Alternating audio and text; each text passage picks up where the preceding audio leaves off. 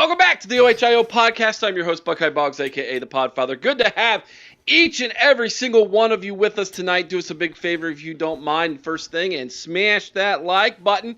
Make sure you're subscribed to the channel, everybody, and make sure you put a comment down in the comment section below, especially if you're watching this after the fact. We would love to hear from you and love to know what you think about what we think. We are the official Ohio State podcast of Fansided and Scarlet and Game. If you do not like the way my face looks, I don't blame you, neither does my ex-wife.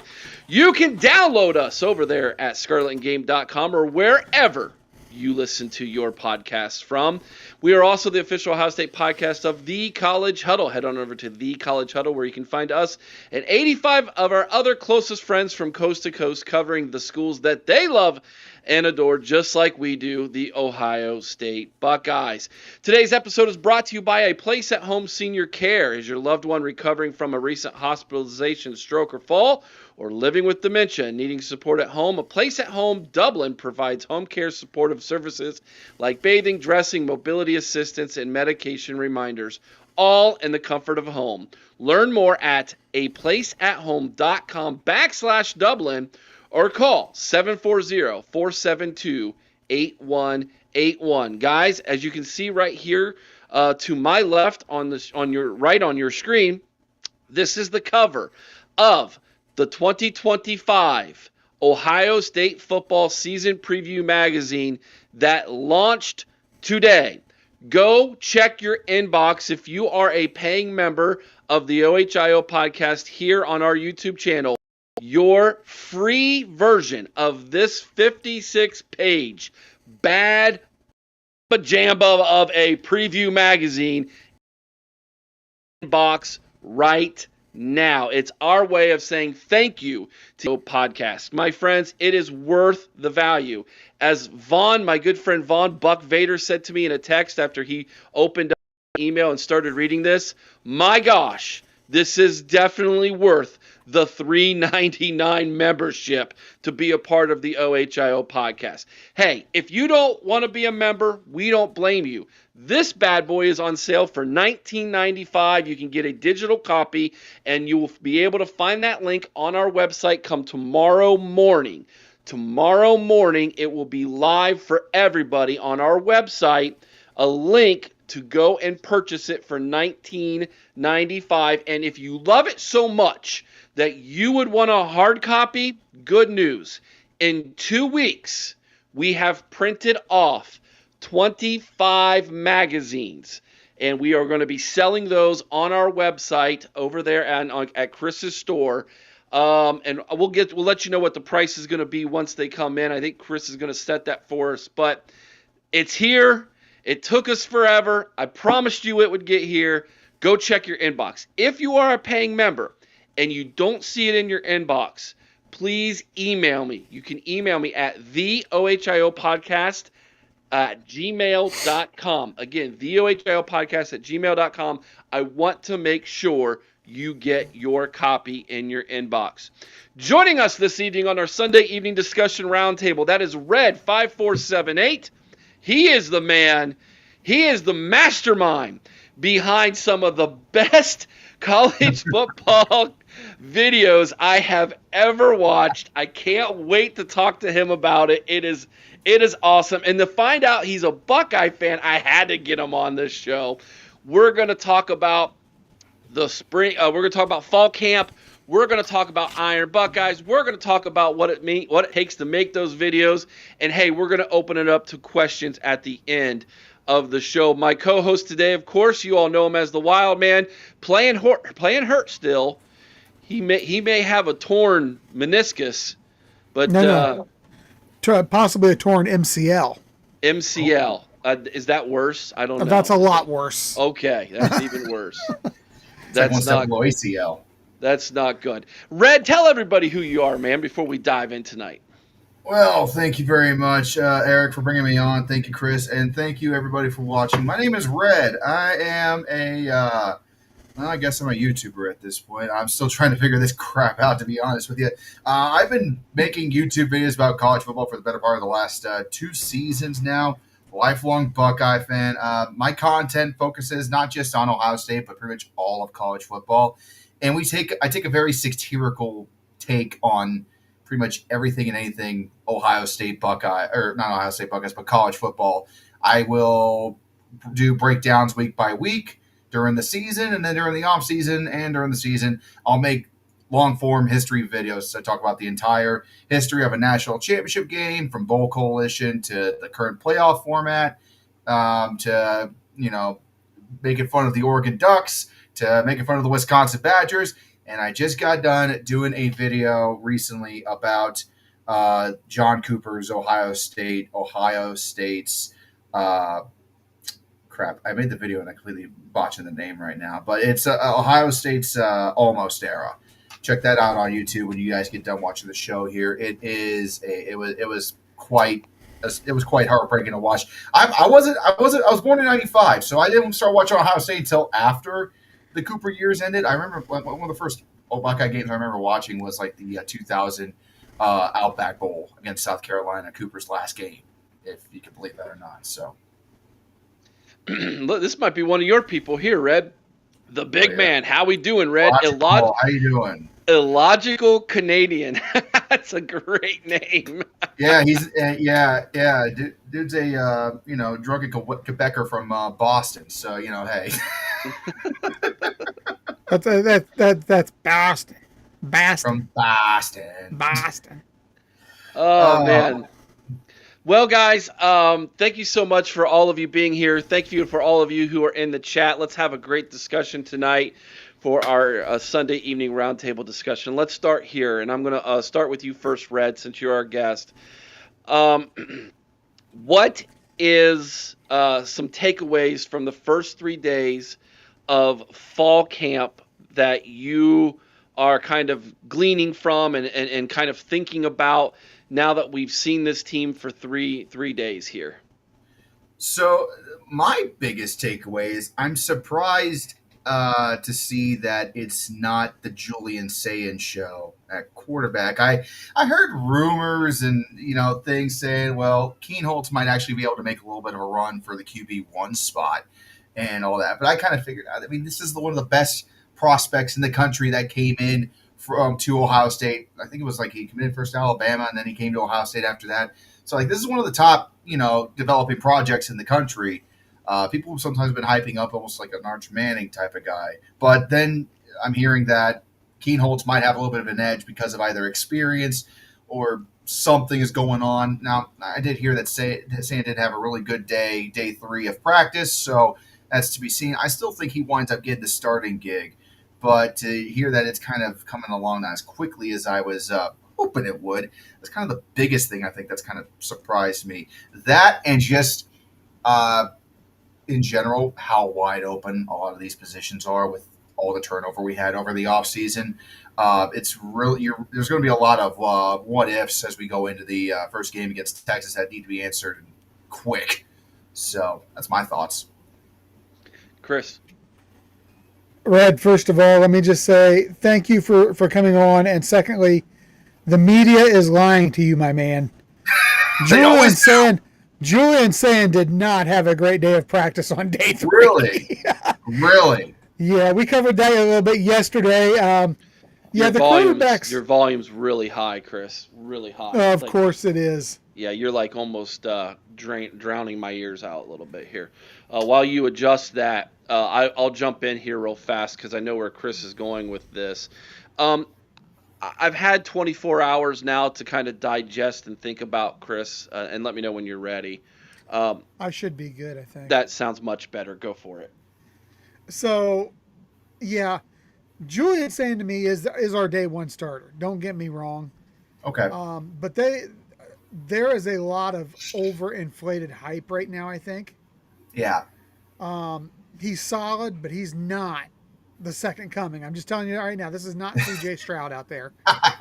I think he's going to get there. I do. I think he's going to get there. But right now, I have quarterback concerns going into day 1 or game 1. Yeah.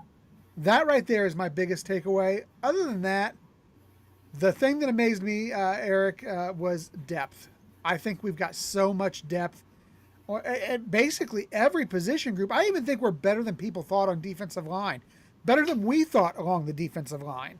100%. Tywon Malone played very solid yesterday, and in his time in there, filling in for Edric Houston, who's recovering. So I am really excited about 99% of the position groups on this team, and I'm excited for the potential of that last one. Yeah.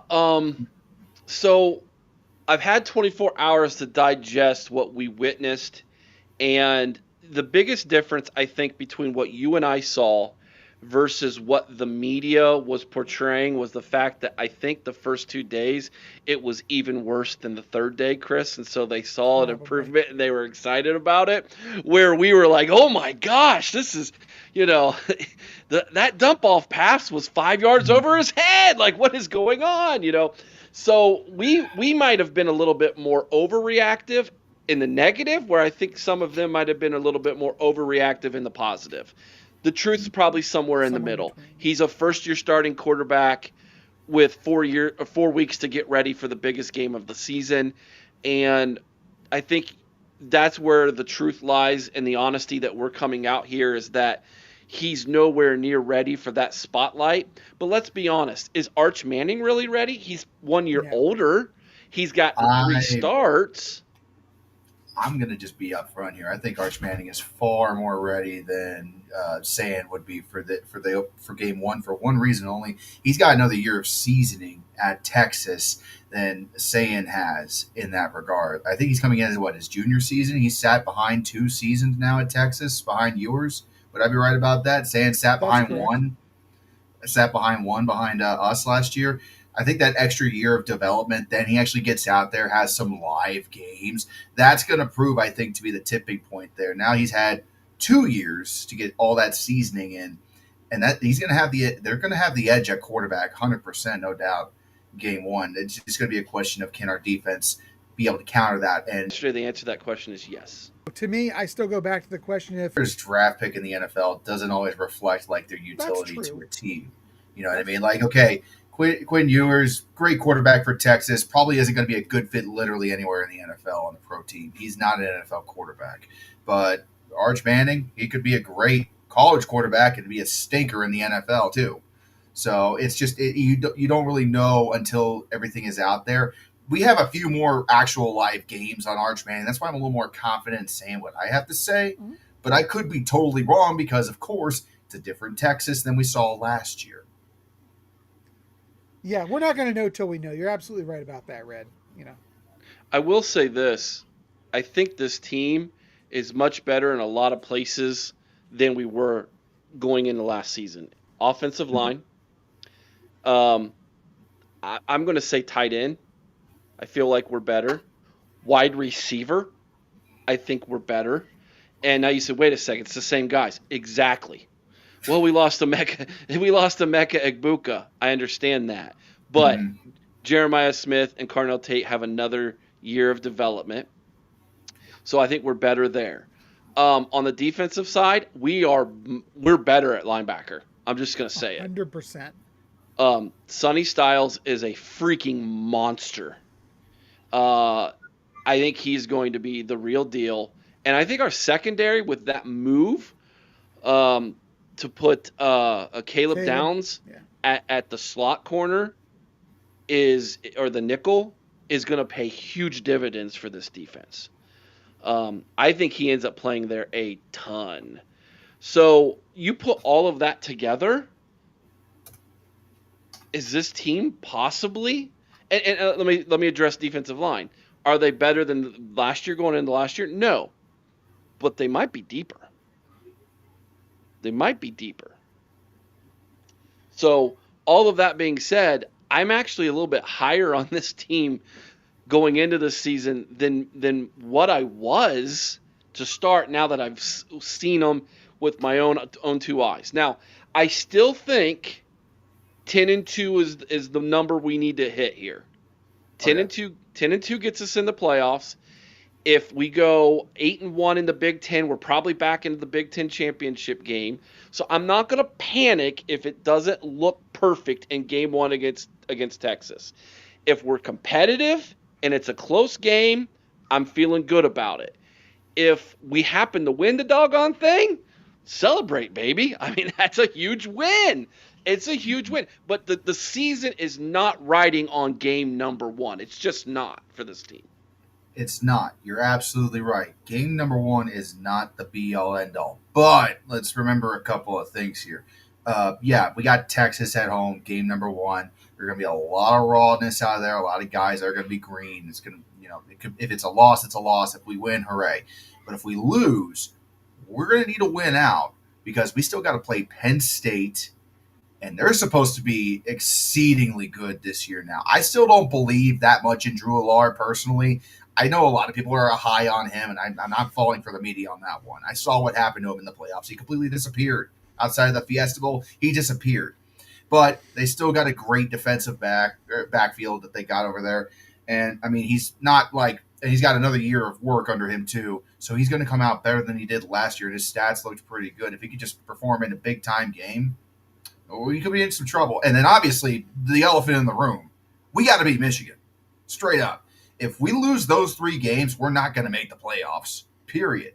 You lose the first, the last, and the middle of the season, we could be on the outside looking in come the end of November.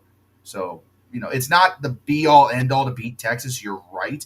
But we got to get it together quick so that way we don't trip up against Penn State or, God forbid, Illinois on the way to Michigan. Mm-hmm. That's the one that scares me the most. There are 2 Illinois? I don't blame you. There are 2 roadies, 2 road trips that long before Ann Arbor that Ohio State better be ready for. One is to Champaign, Illinois. Obviously, Chris and I, we've well documented that. The other one is to Seattle, Washington. It's the first road game of the season with a new quarterback in a hostile environment to a team who's won 20 home games in a row, and it happens to be your Big Ten opener. Go at it and make sure you get and you can lose 1 or 2 of them and still be fine. So I get what you're saying though. Texas doesn't want to try to make the Alabama argument that they lost out on last year. But Well, I mean, Alabama had a stroke against the Sooners in Norman. Let's not forget that. A 6-6 Oklahoma team in Norman on the road. Like, if they can't win, they lost the argument at that exact moment. They also lost to Vanderbilt. What the heck? Yeah, I mean, we could talk about Vanderbilt, and everybody and their mother could say, "Oh, well, they got snuck up on." Okay, yeah, you could kind of argue that they were on the road in Vanderbilt, and Diego Paiva is pretty good at quarterback. They didn't really see him coming. He's the Alabama killer if you're the Tigers, or if you're the Tide, if you go back to his time in New Mexico State. But the Sooners one was absolutely like where the argument ended. Like, there was no excuse after that. And I can't really say that if we lose to Texas, it would be the same level. But I will say if we lose to, like, say, an Illinois after that, or if we lose to a Michigan after that, it's going to make it a lot harder. So apparently we're having terrible buffering tonight on YouTube. It is not us. I think all 3 of us, Red, Chris, and myself, we all have strong internet connections through EVMux. Like, we all are banging really good. I think this might be a YouTube thing that you all are dealing with tonight. I'm checking the live stream, and it looks pretty clean to me. Obviously, I'm not seeing any return audio on my end, but it looks like we're moving like it's working. Yeah, we're doing really well on our end. I think this might be a YouTube issue you guys are all dealing with tonight, viewing this. So I don't want to really apologize because for once it's not us, Chris. Don't say that, Eric. Don't say it yet. Let's get through the show and then we can celebrate it. Okay. Well, guys, they announced this week that there were 8 Iron Buckeyes named for this summer. Let's take them one at a time and kind of dissect our thoughts about them. Let's start with Austin Severveld, the offensive lineman, got an Iron Buckeye. Chris, we saw him up close and personal yesterday. He definitely looks like somebody who is he's just killing it, dude. He looks like the real deal. He's a starting right tackle. Chris, your thoughts on Austin Severveld? I'm so excited about this kid. He's really come into his own. I'm not surprised. You can see him. He's looking leaner. He's looking meaner. He's looking more prepared for the season than he was last year. Even I believe that. I'm not surprised at all that this kid won the Iron Buckeye. He's doing what it takes on and off the field to come in and you know establish himself as a key player along that offensive line. So I'm happy for him, and I think it's well deserved. Red, any thoughts on Austin Severveld as getting the Iron? Now, obviously, anytime this guy, when he was coming out of high school a couple of years, hard for it. Tyler wants to know from you, Red, who's your favorite offensive lineman on the roster this year? I mean, I know Sverabel pretty well. So, I mean, obviously, that's the one right there that I'm going to just point to and just say that's the guy. That's the one that line is going to lean on. Okay, the next Iron Buckeye that was named on this list was Kenyatta Jackson Jr. Chris, your thoughts on KJ2? We saw it firsthand, Eric. We saw it on Saturday. This guy is a dominant presence, and more importantly, he has taken a major leadership role on this defense. Caleb Downs may be the best defensive player in the country, but Kenyatta Jackson is going to be a legitimate leader on this defense. And I feel like he is taking that defensive line room and making it his own. There was just something different about him out there. The vocal leadership, the physicality that he played with out there, it was different than he's been in the past. So I'm again, another guy I'm excited to see unleashed come August 30th. Red? I mean, everybody talks about Sonny Styles, obviously, and how he's going to be the leader of the defense. But if he's the one going out and telling the media, like, no, Jackson, he is the one that he does everything the right way. He's keeping us on the straight and narrow, holding us accountable. I mean, and the dude's a monster. I mean, what else can you say? The dude is an absolute force of nature. And not only that, great leadership. And that's something that they desperately need on that side of the ball, for sure. Yeah, let's keep it on the defensive side. Sonny Styles was named an Iron Buckeye as well. Chris, I think this is a no duh, right? Yeah, I mean, this guy is a freak. He's a physical monster. You can obviously tell he's putting in the work in the weight room. But Eric, the way he played out there on the field, I think he played, and we heard it referred to, Jeremiah Smith referred to as bigger, faster, stronger. I don't think there's any doubt that Sonny Styles also fits that bill of bigger, faster, stronger. What we saw on Saturday was just a dominant presence. Red? I mean, last season he was an absolute beast, and the fact that we got the privilege of bringing Sonny back in for another go this year should scare the living daylights out of any offensive coordinator having to try to plan around this guy. I mean, good Lord. He was second team All-Team Big Ten last year. I think he's going to be the first team, no doubt, or 100%. But he is, yeah, I mean, you said it all. A freak of nature, absolutely devastating force on the defense. And I see him being the star on that side of the ball this season, based on what I'm hearing. Oh, there was some buzz yesterday that he's going to get the block O. Do you guys agree that that's who should get the block O this year? Yeah. Oh, yeah, absolutely. I would. Yeah, I think that's a no-brainer. Let's stay on the defensive side. Jalen McClain was given an Iron Buckeye. Chris, we saw him up close and personal yesterday. He came over and signed some autographs right in front of us. Seems like a kid who has mentally and with confidence taken the next step. Yeah, and I'll tell you what, I think that he is one of the big reasons they feel comfortable moving Caleb into that slot spot, because they know that Jalen McClain can fill in on that back end.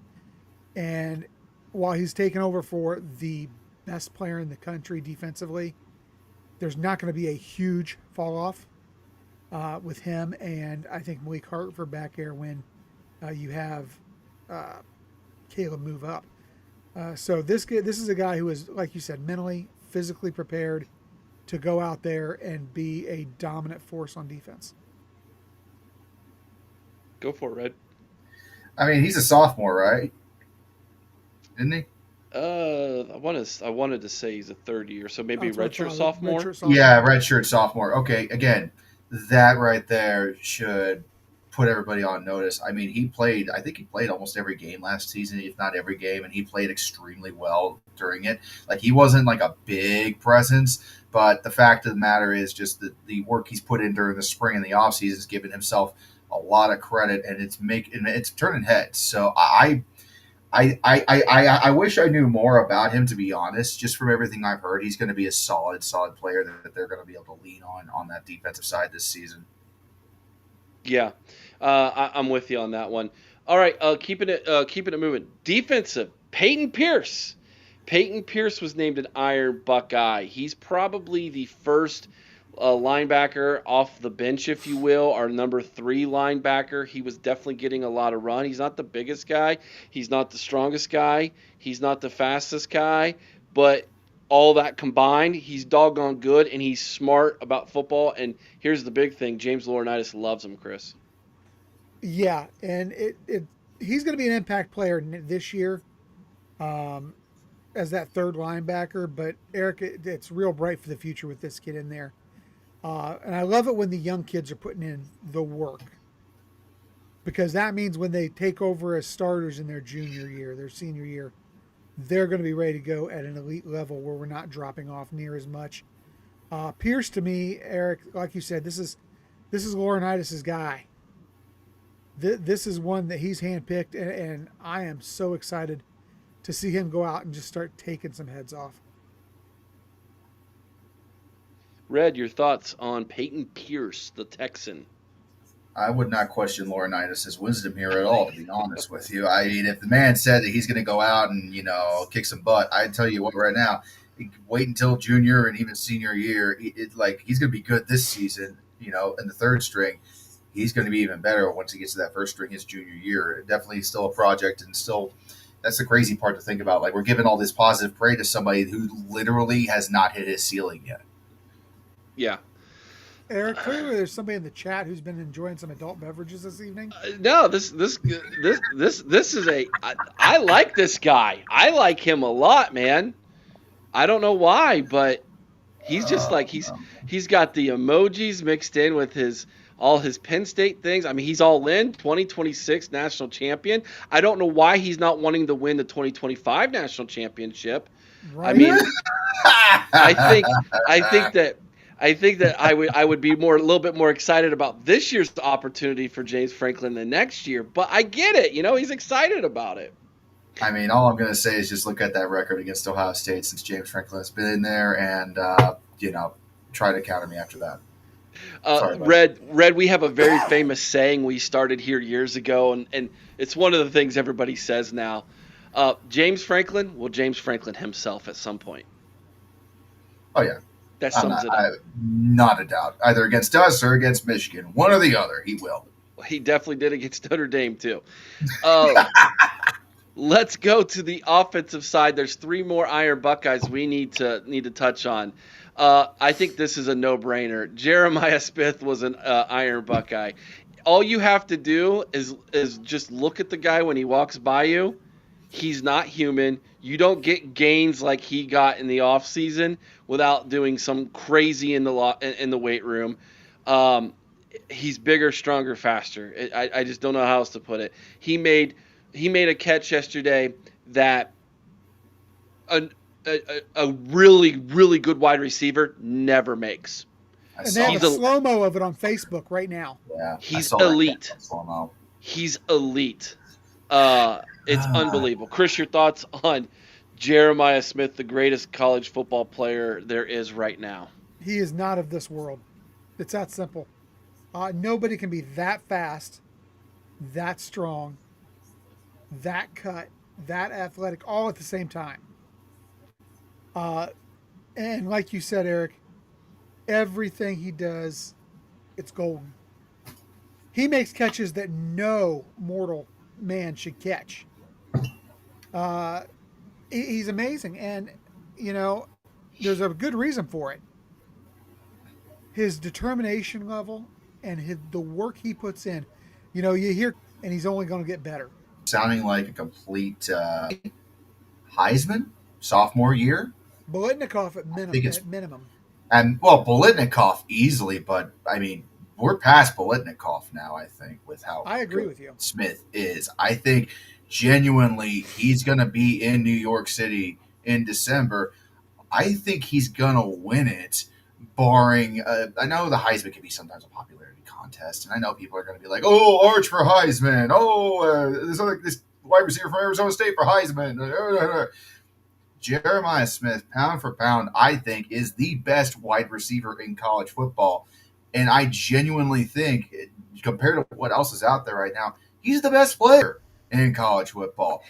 We'll wait to see what happens this season. He's only as good as the quarterback he gets. I know we talked a little bit about the quarterback situation with Ohio State, so maybe he doesn't get it this year, but he's already, in my opinion, Heisman caliber. He should have won it last year. He was the best player in the country last year. Without a doubt, hands down, no debate. Everybody was riding on that Travis Hunter train for all it was worth. Oh, the two-way player. The two-way player from the crack 12. That's. Oh, So that sounds like a Red video coming. I wouldn't say that. I would say this. I said, here is Travis Hunter, and he is a Heisman winner and two-way player. And then here's the guy that carries his bag, Shedeur Sanders. We retired his number in pity. In pity, he said. All right, there's another wide receiver on this team that's a doggone good wide receiver. In fact, dare I say he might be the number one wide receiver on 130 other college football teams, probably. But here at Ohio State, he gets overshadowed. Of course, I'm talking about Carnell Tate. He was a golden Iron Buckeye winner as well. Is it crazy to think, Chris, Carnell Tate, because of the fact that Jeremiah Smith is going to get all that attention, is it crazy to think Carnell Tate might have a massive year? Not at all. In fact, I'm going to tell you right now, it's either going to be him or Ennis that has a huge year. Because I think, don't get me wrong, Jeremiah's going to go out, he's going to get his 1,000. That's a foregone conclusion. But they're going to pay so much attention to this guy. He's going to have no less than 2 guys draped all over him at any given time that he's stepped between the lines. So there's going to be somebody else open. Whether it's Ennis, whether it's Tate, whether it's Max Clare. The big question is, if it's Tate, can we get him the ball? Because it's going to take a little longer for the outside guys to develop their patterns, get downfield a little bit more. But let me tell you something. From what we saw yesterday, Julian Sayin can put that ball in the end zone with touch from a distance. We saw it firsthand. And we got a hell of an offensive line. So it's possible. I said it, it's easy to say that Jeremiah Smith's going to have the best year of all the wide receivers on the team. I don't think he does. I just don't, because he's going to have so much attention on him, so many people hanging all over him all the time. Well, and watch for basically the equivalent of the Hack-a-Shack with Jeremiah Smith, because it's better to give up 15 yards than it is to give up a touchdown. That's an interesting thought. Don't know if I would agree with that. But I mean, it's not a bad thought when you think about like the 1-2 combo. I'm gonna give you an example though to counter it, and I'm just going to show that I'm also a Bengals fan. I all that. Going with Jamar, huh? Jamar Chase is to the Bengals what Jeremiah Smith is to the Buckeyes. Agreed. And T. Higgins is the Carnell Tate to the Bengals. And you know what? They both have pretty good seasons every year. When T was healthy, at least. I mean, he's been injured. Hanging up on Smith, they'll throw it to Carnell. They're off just putting your best corner in here. There's no doubt about that. No matter how good Jeremiah Smith is, he's going to be the safety valve if Jeremiah Smith is truly covered. So there's nothing more to say here. This is probably one of the greatest 1-2 combos in all of football right now. Greatest 1 through 6 combo in all of football right now. Very true. Very true. Jay says Carnell will extend the first round wide receiver streak. Yes or no, Right, Chris? he could declare after a year. Oh, absolutely. Yeah. What do you Absolutely. think? You think Reddy said yes? He's going to go first round this year. As long as he puts up over 1,000 yards receiving like he should, yes, he will. Yeah. Yeah, guys. I've been watching YouTube. It is definitely on YouTube side that there's buffering issue. We are flying over here on our end, and there's really I've even messed around with YouTube a little bit to see what's going on. You can scroll back. It won't buffer, but then it skips. There's some kind of buffering issue with YouTube tonight. So I don't know what to tell you guys. I'm sorry. There's nothing we can do on our end. I guess we'll just have to continue to plug away and hope YouTube figures it out here. All right, let's see. There's a couple more we need to get to. One more. There's one more. We've gone to 7. There's one more, and this one's interesting. It's Lincoln Keenholz. Lincoln Keenholz was named an Iron Buckeye. He looks good in pads. He's the tallest quarterback, not named Tavian St. Clair. Tavian St. Clair's got him by, I think, an inch or two, Chris, probably. Inch or two, yeah. Yeah. Tavian's what, 6'4"? Just look at Tavian looked like a former Ohio State quarterback who sold some merchandise for tattoos. That's all I'm gonna say. He looked like him. He was smooth in the pocket, man. Anyways, long story short, Lincoln Keenholz has made some strides. He looks physical. He's pretty ripped. He's an incredible athlete. He's one of the best athletes on the team. He could probably start for the baseball team. He's that good at baseball. Oh, easily. He might actually make the basketball team even. I'm not saying he would start or anything, but I think he could make the basketball team. Is that what Deebs was doing out there yesterday? Yeah, Deebs He was trying to get Lincoln to come and commit to the basketball team? Did you see that the recruit that was walking around made a post today that he got an offer from Ohio State? Yeah. I did see that. Yeah. So if my head coach in high school heard about any of our players playing basketball, he'd kill them.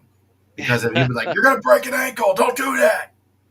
So he looks the part, guys, but I just, after seeing yesterday's performance there, I think Julian Stain's our best option right now. But interesting that he got this nod. What do you think that means, Chris? He's just a workout stud? Well, I think that's a big part of it, but I think, honestly, if you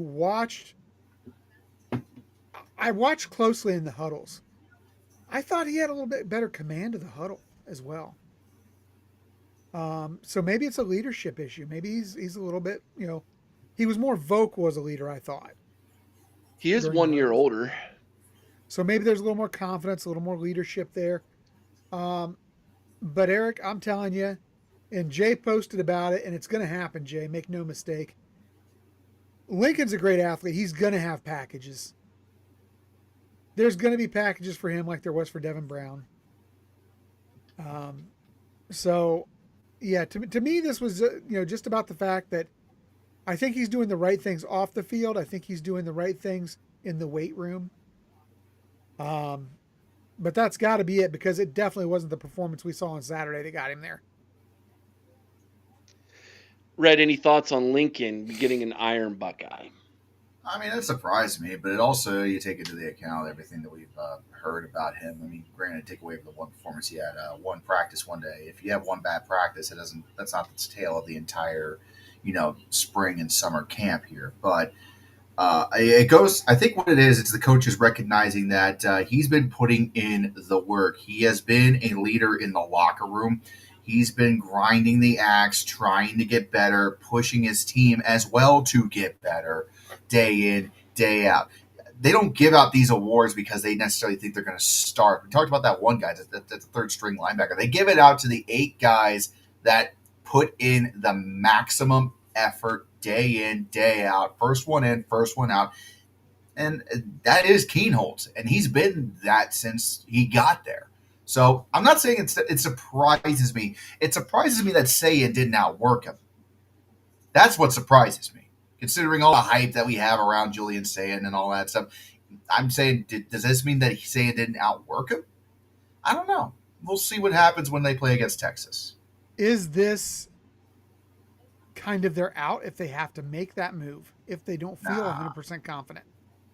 I don't think that this is an out. Like, if they feel like they need to make that move, it's going to be like, okay, we're going to go out there, see how he plays against Texas. And then if, Sayin starts and he's, laying an egg, all right, Keen Holtz, get in there. We'll see. It's going to be a drive-by-drive thing, I think, once they get to Texas. If the starting quarterback isn't parsed out by week 0 when they're playing Farmageddon in Ireland, they're going to just see how it goes against Texas. Because either way, both quarterbacks, I think, it goes toe-to-toe against Texas. It's really going to be a question of who do you want in there the entire game that can get the rock to Smith and Tate. Yeah, which is why that last statement you made, Red, which is I've been thinking about that. That's why I'm leaning towards Julian Sayin. But is this possibly we know we're probably going to go with Julian Sayin and we want to throw you a bone, maybe? Coaches will play politics a little bit with people. Well, I mean, yeah, there's politics in every sort of environment you think of, whether it be business or sports or government, right? But I think it's them. I don't really know if it's politicking to Keen Holtz, like, yeah, we're going to go with Sayin, but here's a nice trophy for your effort. I don't think that's what this is here. I think it's genuinely them just taking account, okay, Keen Holtz, you've done great work this offseason. We truly believe, and it's not even just this offseason, the general where you've come from, this is where you are at now. You've put in excellent work. We're going to honor you for that. Whether or not you start, I think they're just trying to honor him for that. Okay. Chris, you agree? I do. Okay. I can go with that, yeah. Well, this was a good conversation, guys. I appreciate you taking the time to have this with me. We're going to take a quick commercial break. When we come back, we're going to dive into Red, his channel, how he makes these videos, get the lowdown with all of that, and then we're going to open it up for questions. I have starred some really, really good questions, and we're gonna make our way back to. So we're gonna give Chris and Red a couple minutes to get a drink, use the bathroom if they have to. We will be right back, everybody, in just 2 minutes. The OHIO podcast is brought to you by Mastermind. Mastermind specializes in 360-degree high-definition mobile video mapping, GIS integration, and traffic safety studies. Mastermind cares about traffic safety and keeping you safe on the roadway. Visit Mastermind at onlinemastermind.com.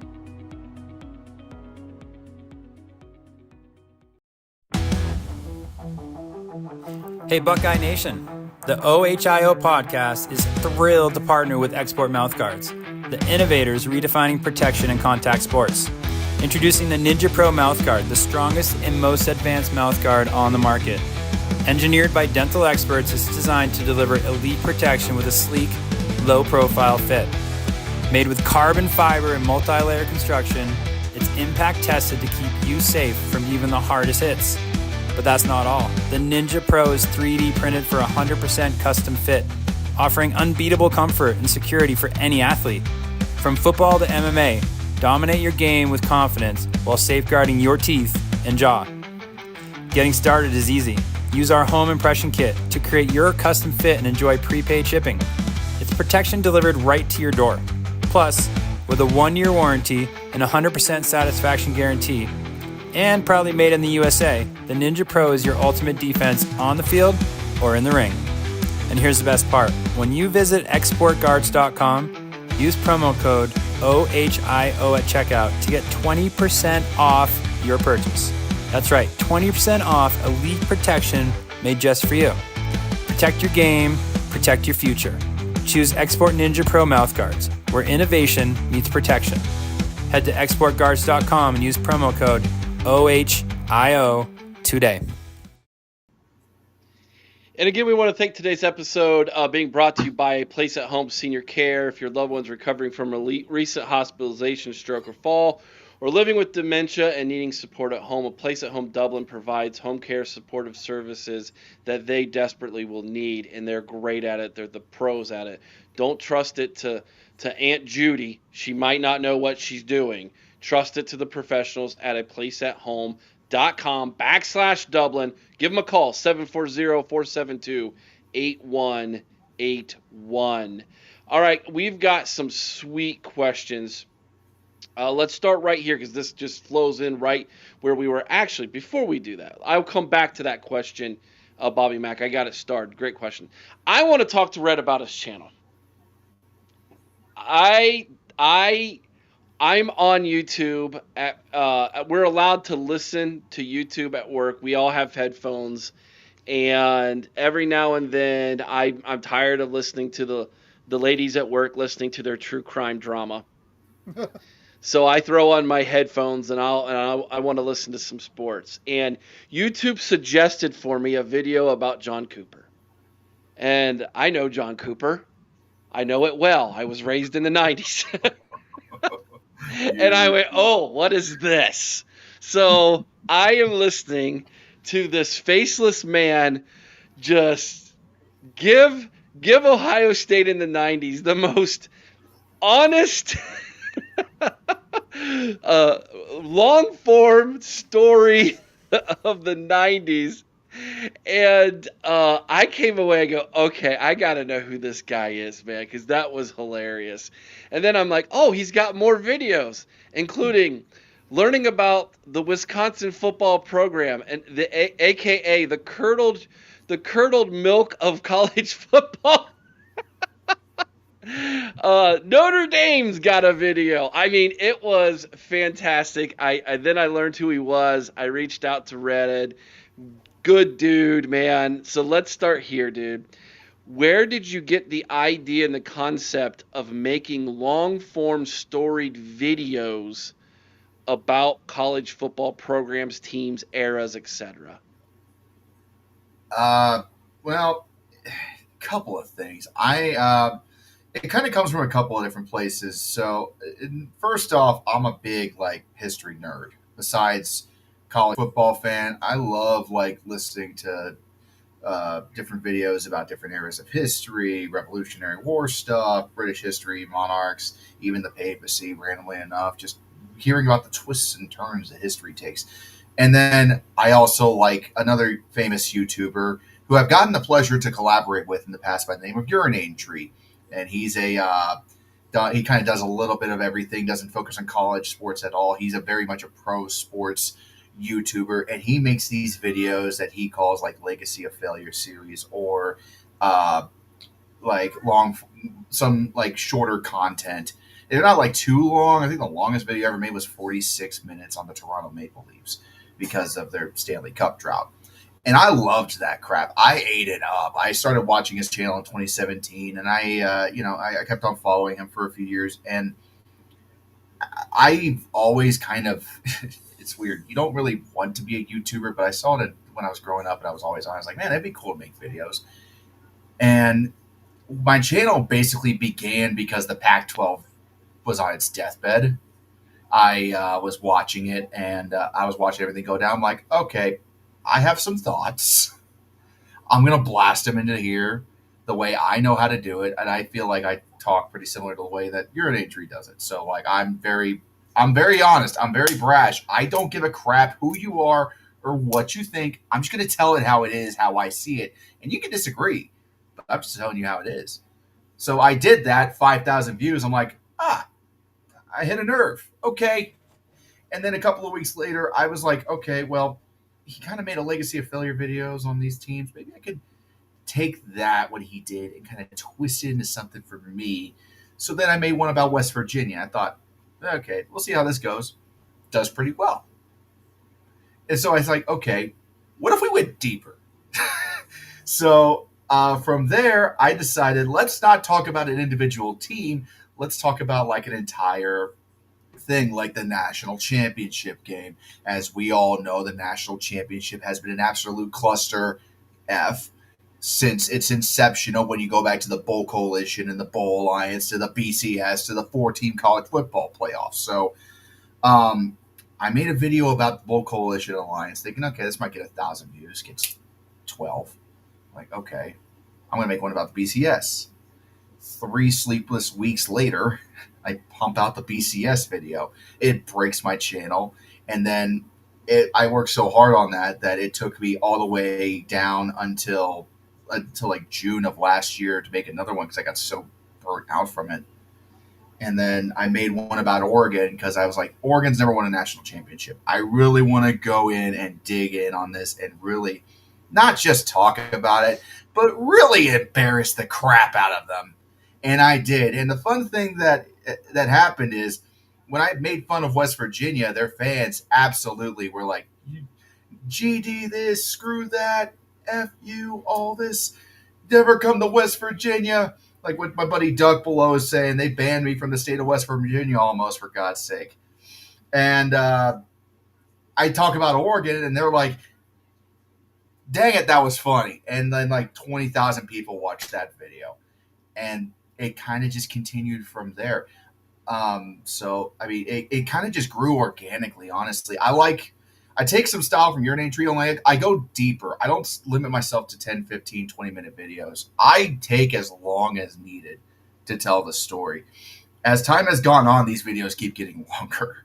And it's kind of becoming a lot like what H Bomber Guy does on his channel. And I love H Bomber Guy, where he just tells these stories about the most random crap. And you just continue to go down the rabbit hole deeper and deeper and deeper and deeper until you hit the bottom. You're like, holy crap, why was this happening? And that's it. And that's kind of been what it is. I did that to Oregon. I did that to Notre Dame. I did this to Wisconsin. I did this to my own Buckeyes. If anything, to balance out the structure from that. You want to know how long it took me to write the script for the Buckeye video? I'm guessing not as long as the other ones. So the Wisconsin video, it took me like a month to write. The John Cooper one took me 3 days. I figured. It was too close to you, man. It was too close to home. It was way too close to home, and then it took me 2 weeks to make it, when the other one took me a month. So like, and then it's the hottest video I have on the channel, where it just broke 27,000 views today on it. So nice. It's like it's growing quickly, and honestly, I look at the success that we're having right now with this format and everything that I'm doing. I'm just like, why? Why do you listen to me? What is it that I'm doing that is causing these people everybody to take the attention out to do this? And the one thing is I want to make clear is like, obviously no team is safe with me. I don't care who your team is. I don't care if you're Ohio State, Michigan, Coastal Carolina. I will get you eventually. There's 135 teams in FBS. All of them have a story that I'm going to tell at some point, and I got all the time in the world to tell it. I love the video you just did about previewing Conference USA. It was so good. I have a lot of Conference USA podcasting friends, and I'm like, oh boy, they're gonna hate this one. And I'm like, I love it. And I think that's really it. Before I finish my thought, Ryan Day's Championship Beard gifted 1 membership, and it went to Tony from Get Cursed, Stay Dead podcast. Tony got it. They got that membership. Congratulations. I think one of the reasons why it resonates, Red, is because as football fans and college football fans, we love to celebrate in the frustration of others in other fan bases, right? And I think if as long as you can look in the mirror and laugh at yourself, which is what you did with the John Cooper video, and of course I did. I laughed and I and then I cried because it all came flooding back. But it was like, I think seeing that, and then it's just something about, I felt bad, but then, now it's your turn to feel bad, and I'm going to feel good about you feeling bad. That's kind of how I look at it. But I do have one more question, and then, Chris, I'll let you ask a question. I want to know, okay, I know YouTube's really cracking down on, content that's not yours, and you're using some videos and pictures and things from different eras. Have you gotten any YouTube like kickback at all? That's a yes. XOS Digital Sports hates my ass, man. That's the partner that cooperates with ESPN and the NCAA. They hate me. But YouTube itself, no. YouTube doesn't care what I do. That's the good news. I don't make a dime off these videos.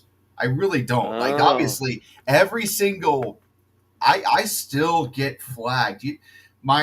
I still get flags sent to me every single day from YouTube. Like, this part of your video has been copyright struck. Yep. This part of your video has been copyright struck. This and this and this. And I'm like, I don't care. You guys weren't paying me anyway. Like, who cares? I'm not doing this for the money. Quite frankly, the money is nice. Don't get me wrong. If you got some, send some. But like, it's not about. I didn't start doing this for the money. I did it because I was sitting at home alone, a father of 2 kids. Divorced and just mad as all hell about the past. Now it makes sense. It all makes sense to me now.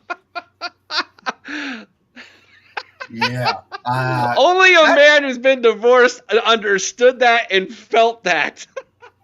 You just get so damn angry and you just want to yell and scream at something. So I'm mad about this college football that I know and love changing and just making it funny. And it's honestly kind of been therapeutic in a way. But there's other reasons why I do it. I mean, no, I don't get in trouble with YouTube. The only time I've ever gotten in trouble with YouTube is making a community post about saying something about Lincoln Riley that went a tad over the line. And they were like, hey, 90-day probation, 1 strike. Like, what? Why? Can't say that about the coach. What did I say? You told him he should kiss your ass. That's it? Yeah, just don't do it again. Okay, fine. I won't say that on my community post. So no, they don't. 9 times out, they don't care. I just still get flagged on videos for from XOS Digital, just constantly striking everything, every single second of it. And honestly, the only time they don't block anything I publish, the only time I get any sort of blocking is if I use some restricted music or restricted footage. Yeah. There's a joke on Ohio State's Almost era about the Michigan State Spartans where I used the 300 clip and stuff. Every time Michigan State makes a good play, you hear that sound effect. From the movie 300, yeah. From the movie 300, yes. They didn't care about that. But in my national championship video about the college football playoffs, when Michigan State made the playoffs, I used a clip from a parody movie called Meet the Spartans. If you guys ever watched that, you'll know what I'm talking about. And it's a scene where Leonidas, the parody, is beating the crap out of his son. And 20th Century took my video down because of that. So I had to remove it. Mm. And it's like, okay, so you're going to flag me for a parody film, but the 300 film you could give a crap less about? Okay, now I know what the ropes are. What in the world? So it's a bit of a maze sometimes, but when you already aren't making money from making the videos and you're just doing it because you're having fun, then why do you care at that point? Just make the gloves come off at that point. It's kind of like the South Park way of thinking about things. I love how there's this. I think it's from Ice Age when there's a fumble. Is it the dodo birds in Ice Age when there's a fumble? The sound clip you were goes, mine, mine, mine, mine. Is that what that's from? No, that's from Finding Nemo. Okay. The pelicans flying. The pelican. That's right. Yeah. That cracks me up. I'm sitting in the office and I hear there's a fumble clip and mine, mine, mine, mine. I start laughing in the office. Everybody looks at me like, what is he laughing at? The sound effect that's been kind of the one that's been the most controversial is the crow sound effect that pops up every so often whenever I make a funny joke on text on the screen. My fans are like, we love your videos, but dial back the crow. If you want to know where that's from, it's from Epic Mealtime. Whenever they would cuss, they would bleep it out with a crow. So, but I don't use it for that. I don't use it for that at all. All right, Chris. That would take too long. Fire away, Chris. Okay, so I gotta ask two things. Mhm. First of all, I know you're a little young for it, but do you actually have a true opinion on John Cooper that is yours and not just what's going in the what you've got going in the video? Um, but secondly, and I don't know if you've done one yet, do you have any plans for a Connor Stallions video?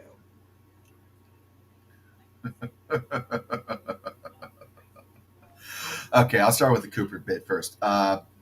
My thoughts on Cooper in that video were exactly that. I think that he is a Hall of Fame head coach. He did excellent work. He was a winner. It wasn't even just like his coaching career. He was an excellent player for Iowa State's Dirty 30 squad in the 50s. And then he goes to Tulsa, helps shape their program, goes to Arizona State, makes 3 Rose Bowls, wins 1 against that team up north, which you can't hate. And then he wins a Rose Bowl with Ohio State and a Sugar Bowl with Ohio State against Texas A&M. A decorated career, no doubt about it. And I respect the hell out of him for that. But man, when you're struggling to beat Michigan and you can't beat Illinois for the Yellow Buck and you're just blowing random games the whole way, why Ohio State? Like, what was it with Ohio State? He didn't do this at Tulsa. He didn't do this at Arizona State. Ohio State, he did this crap the entire time, and it really just makes you wonder, like, what went wrong. And I still, like, at my end of the video, I said, you can love John Cooper, respect John Cooper for his accomplishments and everything, and I think he deserves a College Football Hall of Fame award. He deserves to be in the Buckeye Hall of Fame for what he did accomplish with Ohio State. But at the risk of sounding like a spoiled fan, it just wasn't good enough. If you're not doing better than Earl Bruce overall, long term, over a decade period, something is wrong. Because it could be like, well, they fired Earl Bruce because he only went 9-3. Yeah, they also fired Earl Bruce because he got on the nerves of everybody around there. John Cooper didn't ruffle feathers. He just didn't win the games he needed to win every single year. Well, come on, Red. We were ready to chase a guy who was 10-2 out of town before he won a national title. I know. And trust me, I'm a victim of that as well. As my fans damn well know, I lost my crap when Ryan Day lost to Michigan. If you go back and you watch my video where I went over week 14 of the final week of the season, I literally screamed in the moment when we lost to Michigan. It is like a legendary meme now for the channel. Me screaming into the abyss like, fire Ryan Day! And then we win the national championship, and I'm eating plates and plates and plates of crow. I know what you mean. I had to calm Eric down. He was a mess. Yeah.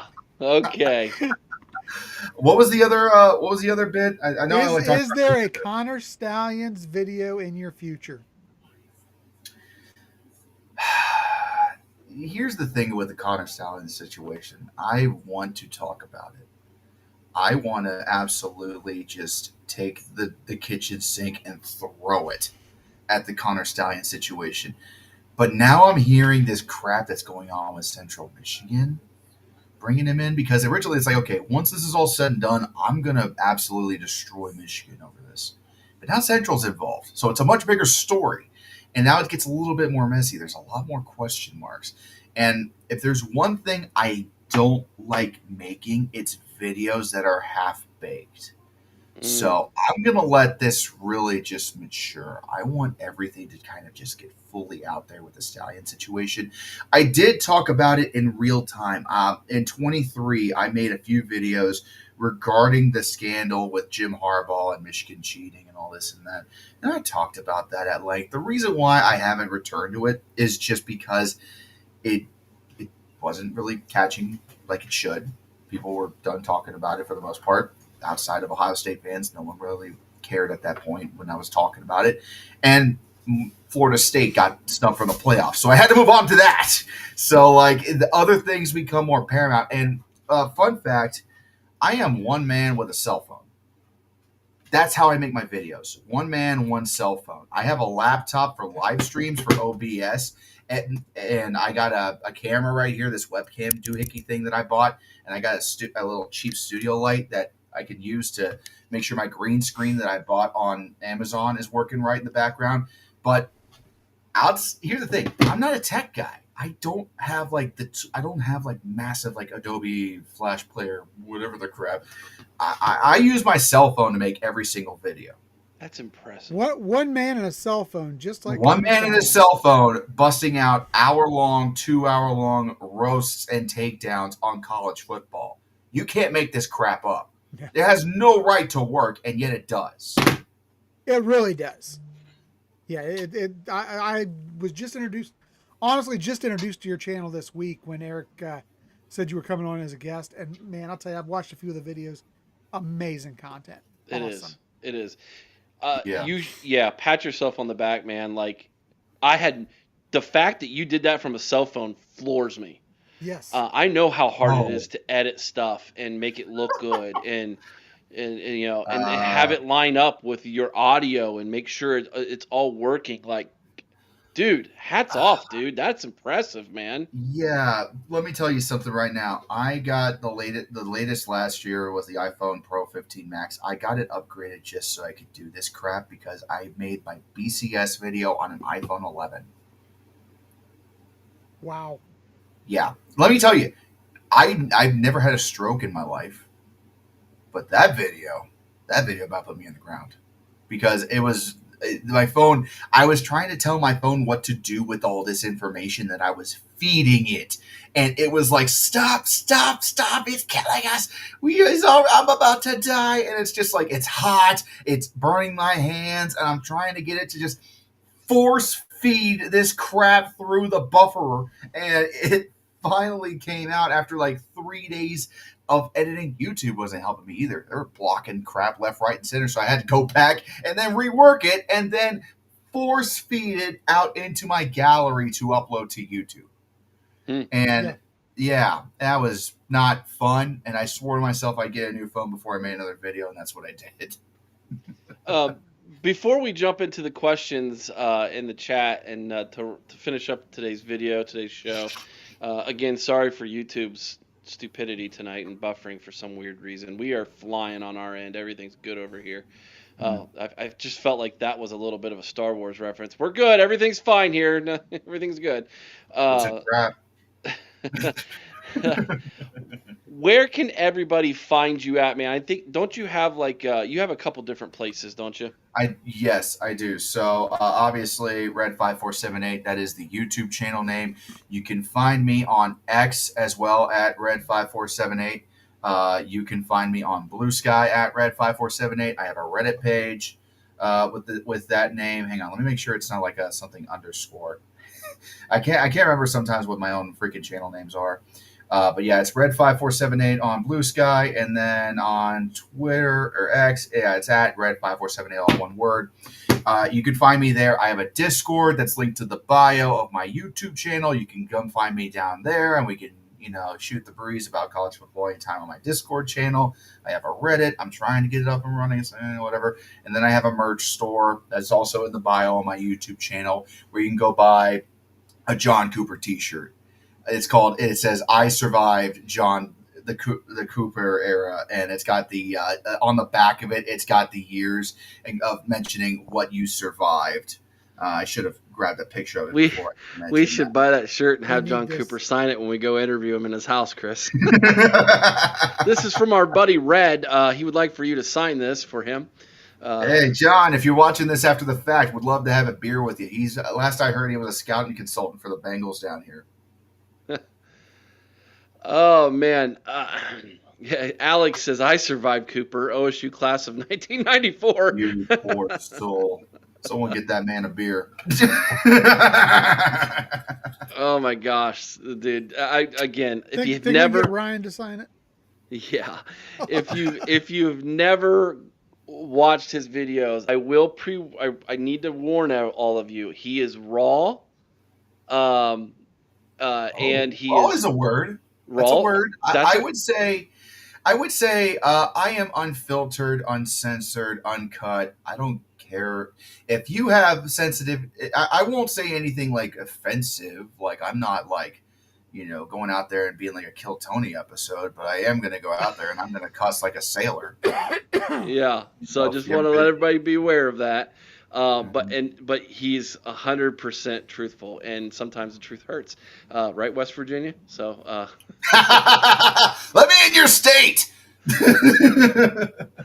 All right, let's jump into some of these questions that I had starred tonight and finish up there. Who are the starting 22? I actually can name this for you rather easily, actually. Why So, can you name this, Eric? What have you done today or the last couple of days that would possibly lead you to know this? you talking about the magazine? Yeah. Yeah. I think the practice solidified a lot of this in my mind. I don't know about you, Chris, but to me, it was pretty easy. We'll start offense first. Julian Sane at quarterback. James Peoples is going to be your starting running back. C.J. Donaldson's going to get run with him too. So 1A, 1B. You got Brandon Ennis in the slot. Jeremiah Smith at the X. Carnell Tate at the Z. Max Clare and Will Kasmerick will be your tight ends, depending on what they're wanting to do there. I think Will Kasmerick is tight end number 1. We know this. If you don't know how we know this, go watch yesterday's live show. We'll tell you how we know this. Left tackle is Ethan Onyanwe. Left guard, Luke Montgomery. Center is Carson Hinsman. Right guard is Tegra Shabola. Right tackle is Austin Severveld. Phillip Daniels is the first tackle off the bench. Josh Padilla is your backup center. And I'm going to say if Tager were to go down, Austin probably kicks in to guard and Phillip Daniels becomes your tackle. On the defensive side, Caden Curry is your starting defensive end along with Kenyatta Jackson. They're going to be backed up by C.J. Hicks at 1 and Bo Atkinson at the other spot. Caden McDonald and Edric Houston are your tackles as long as Edric Houston is good to go. I think Tywone Malone Jr. is probably your first guy off the bench at tackle. Do you agree with that, Chris? Given what we saw yesterday, I'm going to say probably. Yeah, I think so. Sonny Styles, Arvell Reese are your starting linebackers. Peyton Pierce is your first one off the bench. Davison Igbinosun and Jermaine Matthews Jr. are your starting corners. Devin Sanchez, Aaron Scott Jr. are probably the backup corners. Bryce West was also getting some run in the 2 deep. In the slot, I believe Caleb Downs gets moved down to the slot and nickel, and that frees up Jalen McClain and Malik Hartford to be your safeties. That's your starting lineup right there. Sean Schrock. So do they play the 3 safety defense again? Yes, I think they do. I think they play it all year long because of Caleb Downs moving down into the nickel. They're going to be a nickel all year. It's just they can do too many things with just that set. I think it's brilliant. You agree with that, Chris? Yeah, they don't have to change up their base defense. They can just go with it, All right. Here's the most interesting question right here, and this is going to reveal a lot. Who will be the next Ohio State player to get their black stripe removed? Chris, would you like to take this one, or you want me to? I'm going to say it. Okay. I'm going to say it. Yeah, I know you are. I think it's Tavian Sinclair. Mm-hmm. I think this quarterback competition, even though I do believe that we have our starter in place, I think that Keenholz is number 2. I think that it has honestly been a bit of a 3-horse race. It hasn't been announced. If he loses his black stripe like tomorrow, if he loses, I think this week, it then says a whole lot. I think that I would give him some run with the ones and see how it looks. I'm just saying I know he was only doing third string reps there, but he was the most consistent. But again, it was against third string reps. So obviously the plan is for him not to start year number 1. That is obviously not the plan here. But I agree. He was definitely one of the freshmen that flashed. Turbo Rogers, he's going to get his black stripe removed quickly. They're using him on special teams. He was utilized a ton at running back as well. They have plans to use Turbo Rogers. And he's Bob, fast because he's got to avoid Laughlin's foot up his backside. yes, yeah. Laughlin was coaching him hard yesterday. Bobby Mack, could it be a two quarterback situation like back in the day under John Cooper? Speaking of Cooper, no. The answer to that is absolutely not. Ryan Day has reiterated it time and time again. He wants one starting quarterback. He does not want two of them. So he wants depth in case of an injury, and that guy's got to be ready. But he has made it known multiple times. I want one starting quarterback. I need to know who QB1 is. So I don't think we have a two quarterback situation. Doesn't mean there might not be a package for Lincoln Keynotes, especially at the red zone. I think Lincoln Keynotes can maybe run a red zone package for us, but I don't see a two quarterback situation. I see you disagreeing with me, Red. You got thoughts? I'm not really disagreeing with you. I just don't see how it could work in modern college football. I mean, the last time I recall we really tried anything like that, I remember it wasn't last season. It was the season before that. We had two quarterbacks kind of duking it out there for a little while. Other names escape me at the moment, though. One went to Syracuse, and McCord was one. Kyle McCord and Brown. Devin Brown. And those two were kind of duking it out for, it felt like forever for a while there. And it just doesn't work in modern college football. You need to have a solid solo leader to run. You could have special packages and stuff, but they don't do a lot. Like Arch Manning was on a special package for Texas last season, which allowed him to get a few more reps during the SEC championship, for example. But outside of that, what's gonna really throw off that defensive coordinator? Having a different quarterback in there isn't a standalone reason to do that unless he's supremely different from the other guy. You know what I mean? I don't think that that's what we got here.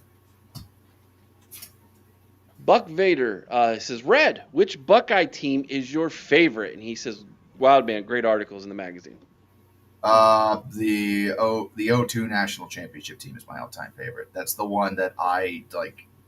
You look back at that team, you had A.J. Hawk was just getting underway in that game, but you still had Mike Doss. Craig Krenzel wasn't the greatest quarterback in the world, but he didn't have to be. Maurice Clarett, we got that one season out of him before it all fell apart, and he was an absolute beast that year.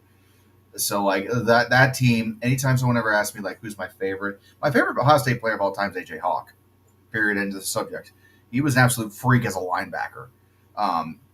But that team as a whole, it wasn't just the players that they had, it's the way they won. Every single Saturday, they were trying to put my 7-year-old butt in the grave, and I loved it. It's late in the season, the close games against Purdue, Illinois, the Michigan game at the end of the season, and culminating in that double overtime national championship.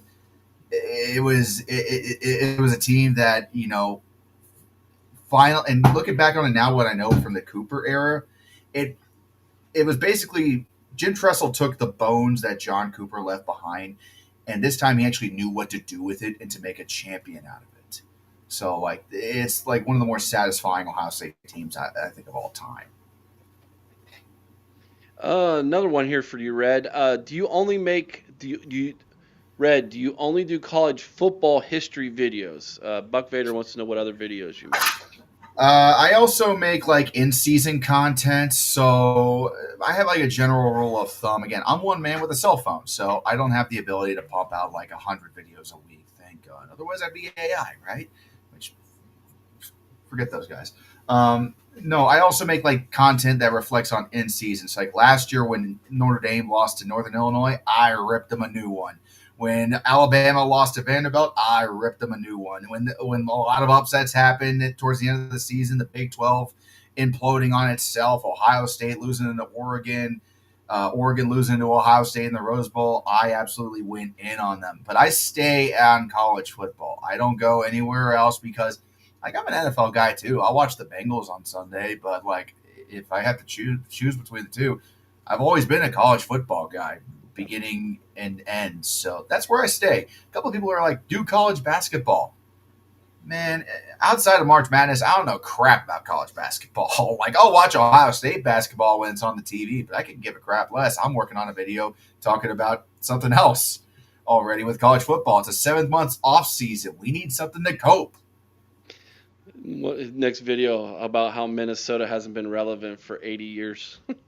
Yeah, that's I'll link it out right here. I'm working on Texas A&M for my next target. That's the next victim right now. I've been doing two.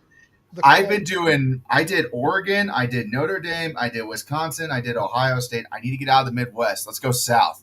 A&M, baby. It's over. I'm already halfway through getting that one researched and written up. It is a trash fire. Their head coach controversy they had in the God, I want to say it was like in the 50s. They kept on hiring coaches that had no college football head coaching experience. And so they one season tried to hire like 6 different coaches after they lost Bear Bryant. They had Bear Bryant on their team and lost him to Alabama. And I'll tell you why in that video when it comes out. Ooh. Buck Vader, do you think Bo Jackson gets quality snaps? Yes, he's the number 3 running back currently on the depth chart, and if there's an injury and or they feel like he creates a mismatch with his running abilities, then I think they go his way. He reminds me of a little bit of Zeke Elliott. That's what I saw in him yesterday. There's some speed, there's some power, there's some flexibility in those hips. I like Bo Jackson a lot. I like him a lot. Let's see. I'm trying to flip through here to see if there's any more out there. A whole chat full of Ohio residents and fans. For the most part, yeah, we are, yeah. And he said he wants us all to learn how to drive better and use our blinkers. Okay, that's Karen. a fair request. It really is. That's a fair request. Chris is like, yes. Anything else here? Let me see if I can skip through these real fast, see if there's any questions. Shane's got I'm going to pull that one up. Cooper had some great teams, too. That's the sad part, especially that 98, and I think it was 96 teams. Yeah, I've lived all those years, 50 years old. 96 is when I became a Buckeye fan. That was Ryan, my cousin Ryan's team that went to the Rose Bowl. They won the 97 Rose Bowl. In 96, they lost to the Scum. And then 98, they beat Scum, but they lost to a Saban-led Michigan State team. Yeah. And Red's about to blow a gasket. Lest we forget 1995 when we lost to Michigan so hard, we allowed Northwestern to win the Big Ten. Northwestern. That there's nothing else to say about that. We freaking screwed up so bad. We let Northwestern win the Big Ten and go to the Rose Bowl to get shellacked by USC. Like, I'm trying to think. Patty Fitz was probably a player on that team, wasn't he? Yeah, Patty Fitz was a linebacker. Linebacker on that team, yeah. 100%. That season, everyone kind of forgets about that. That was also Eddie George's Heisman season, too. Yeah, the amazing game against Illinois. Red, what was your favorite play in the 2002 season? Was it the Holy Buckeye? Holy Buckeye is legendary. That play right there. Honestly, though, my favorite play of the whole season, genuinely speaking, it was the final one. The one where we rush Ken Dorsey in the national championship and he throws it away and we win. Because that's the one that I remember watching distinctly as a kid. And as soon as the ball hit the turf and the team ran on the field, I heard fireworks outside of my door as everybody flooded out of their houses and started to celebrate the national championship. I was living, I want to say I was living just outside of, I think it was Grove City. Yeah, I was living just outside of Grove City at that time, and the city lost their crap when they won that game, and we didn't have school for like a day or two after that. It was so freaking fun, and we had newspapers all over the wall, and all they showed It was the various plays of that game, but that's the play I remember. And Keith Jackson, God rest his soul, his call at the end. Now the party begins for the Ohio State Buckeyes. It gives me chills thinking back about that right now, honestly. Keith Jackson, great call. But hats off to Mike Tirico, who was doing the radio version, who said after that, he said 30 years since the last national championship, Woody can now rest easy. That was a good call by Mike Tirico. That was a good one. Bobby Mack, are you guys worried about dropping to 9th in the recruiting? No. Let me give you a little bit of nugget. There are tons of rumors that there's going to be massive flips down the stretch in recruiting all over the place because of this whole NIL stuff. There's going to be a lot of kids who are currently committed to places who are going to be flipping to other places. Ohio State might be sitting very pretty for some of those flips. That is what the word on the street is. Don't forget the transfer portal is a thing now too. A lot of these guys that are going to schools now, they're not going to get any. They're going to lose playing time and then realize, oh crap, I'm not going to make it here. I'm going to go elsewhere. Well, and along with that, it's not going to affect this recruiting cycle, but we've talked about it, Eric.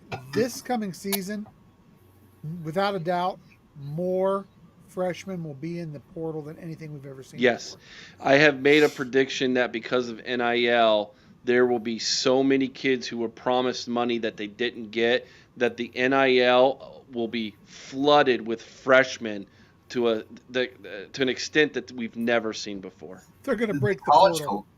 Yeah, the college collective has got their hands full here. I mean, they're trying to enforce all these rules now that they're bringing in, and it's going to be really interesting to see, number one, how they enforce it, number two, what the punishment's going to be if they break rules. I personally believe you're not going to fully have a fully functioning NIL transfer portal system until we put a college football commissioner in place. But getting all the conferences to agree on one guy to run it is, asking a lot, and it's just not possible right now. You could ask. You just like trying to choose between who's going to run it between like Sankey and the Big Ten commissioner. So it's like, you're not going to get it. Maybe Ward Manuel should run it like he did the CFP. Everyone's going to have their beef about who you're going to pick and why. You need to have someone come in that's like what the MLB did after the Black Sox scandal when they decided, okay, we got to get a commissioner for baseball. They got someone completely from the outside that did not have any ties to baseball. I think it was a general. I can't remember the name of the guy that became the first commissioner, but he was the first one, and that was who they all had to commit to. I don't think you're going to find anybody with a college football background to be the first college football commissioner. It's going to be somebody from outside the sphere that might have some sports ties and might know a little bit about it, but is really there just to police everybody and keep everybody in line. Lisa says, yeah, I'm worried about Blaine Bradford. What do you think, Eric? We should be worried about it. Like, it is so crazy right now that we should be worried about everybody, which is why I'm worried about nothing. Because I'm just like, it is so wild right now that I'm like, just leave it in their hands. We got the best people in place when it comes to making sure that Ohio State is set up for the future and they're set up properly and will be doing well. So I'm just not going to lose sleep over it because it's just crazy right now. The next few years with all the NIL uncertainty that there is in college football, it's going to be just incredibly crazy. Every year is just going to be crazy until they get some more firmer guidelines and guardrails in place. Yes, Chris, go for it. No, all I'm worried about, Eric, is what we're going to be talking about 28 days from now. Yeah. That's the only thing I'm worried about. Yeah, the off season's great for that stuff, but when we get to this point, man, it's all about the season now. And I'm catching a little flack in the chat, man. For what? For mentioning that Ward Manuel should come in and run this with the same integrity that he has ran the Michigan program and the CFP. I got the joke. Apparently other people, it was a joke. I get it. I got it. Guys, once again, if you are a paying member, $3.99 a month, and I sent out an email to all of our members who I have their emails. If you are a member and I don't have your email me. I'll send you the link to your magazine. As Buck Vader said, it is definitely worth the membership of $3.99 a month to get this thing. We want to give it to as many of you as possible. Also, tomorrow on all of our social media, on our website, it will be there for you to click on and go buy. If you don't want to become a member, I get it. You don't have to. You'll just keep in mind you're going to pay $20. It's $19.95 for it. It's 58 pages of juicy Buckeye goodness. We have tons of articles. We have the roster, all pretty for you. We have the schedule. We have the position group breakdowns. We have every game previewed on Ohio State's schedule with who the opponent is, who their main players are, what's the storyline for that team for the season. Listen, most college football preview magazines, your team gets what, 2, 4, at the most 6 pages? Yeah. At the most? 56 pages, Eric. This is 56 pages. It is amazing. It took Chris and I the better part of a quarter of a year to put this thing together. It is ready for your consumption. Go grab it. It is well worth it. We hope you're going to like it. And if you love it so much that you want a hard copy, in 2 weeks, the hard copy will be available, and you'll be able to purchase the magazine as well. Red, thank you for joining us this evening, man. Once again, why don't you promote where everybody can find you one more time? I am on X, Blue Sky. I am on Discord, Reddit, and just search Red5478 on all those platforms. My website where you can buy some John Cooper's t-shirts and some merch is on my bio. Discord link is on my bio on my YouTube channel. And yeah, I got a few videos coming up this week as well. Didn't mention that I also get to crap out Florida State again this month too. I made a series about the downfall of Florida State last year, made it into a soap opera. So I got that coming out in about a week and a half, and then some other conference previews, including the Big 12 and my version of the Big 10 preview, talking about all the teams in the Big 10 coming out on August 17th. So be on the lookout for that. And like I said, going to be roasting some Aggies here in the near future. Hopefully near. Don't know how long it's going to take. It's a process. Awesome. Thank you. Oh, my wife just gave us a nice shout out, Chris. She said the magazine's pretty. So much hard work went into it. Eric, Chris, you guys did amazing. And look, check out this one from Vaughn. He says, I'm going to be up till 1 o'clock reading it. Yeah, it's going to take you a while to read it all. Trust me, it is in depth, man. You can't just sit down and read this thing in one setting. It's going to take multiple days to digest it. It took us a long time to create it. Anything else, Chris? No, just pumped for tomorrow night's call-in show, guys. 8 o'clock, call in, and hey, let's see what we're going to talk about tomorrow. I haven't even got an idea yet, Eric. There's so much on the table. By then we'll be 26 days out from the start of the season. I'm pumped. I'm juiced. I'm ready. Yeah, buddy.